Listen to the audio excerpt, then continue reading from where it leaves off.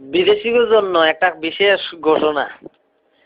Dubai যারা বিদেশ করতেছে তাদের জন্য, দুবাই টু বাংলাদেশ একে বলে বিদেশ। হায়রে মানুষ কেন সবাই বিদেশ বিদেশ করে? বিষে দিতে একটু দেরি হলে যেন গায়ে আগুন জ্বলে। যদি বলি বিষে হয়নি, একটু ধৈর্য ধরো, তখন সে বলে সুদের টাকা একটু জলদি করো। বাবা মরার সময় একটু জমি দিয়ে গেল, হতভাগে বিদেশে আসা বিক্রি করে দিল। হঠাৎ করে এলো বিষয়, টিকিটের টাকা নাই, বউর একটা হার ছিল বিক্রি করলো তাই। বিদেশ গিয়ে সানকোফাল তার সাচ্চা ভাইয়ের কাম পায়, দেশের ফ্ল্যাট মেলে না আর কিসেতে ভাত খায়। মেলে না আর সোনার পালং, ছোট্ট জালি খাট, কোন রকম শুয়ে সে কাটিয়ে দেয় রাত। সকাল 5টায় শুরু হয় কাম, বিকেল 5টায় শেষ।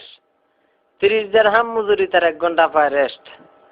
কষ্টে কষ্টে 5টি মাস হলো তারি পার, দাব করলো দেশে টাকা 32,000। বউ তাহার আত্মহারা এত টাকা ভাই, সবার কাছে গর্ব করে জামাই ডুবাই।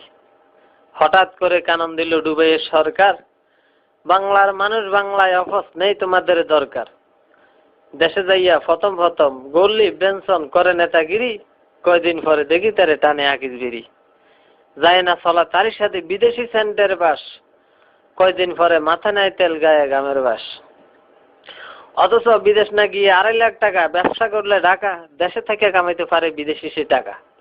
করতো যদি সোনার ফসল 2.5 লাখ টাকা দিয়া, সুখী সংসার করতে পারতো আয়ের টাকা দিয়া।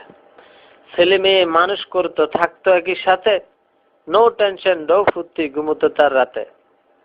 নিজের চোখে দেখতে যদি কেউ বিদেশের হাল, বিদেশ আসার নাম লইত না কে ইহুকাল পরকাল। নিজের চোখে দেখেছি আমি বিদেশ কাকে বলে, সবার কষ্ট দেখে আমার ভিতরটা শুধু জ্বলে। সবার কাছে এই অনুরোধ, কেউ না যাইও ডুবাই, জ্ঞান থাকলে দেশে ঘরে ডুবাইয়ের কামাই। সকল কিছু জেনে আমি দেশে চলে যাই, আর আসবো না ডুবের গোষ্ঠী গিলেই।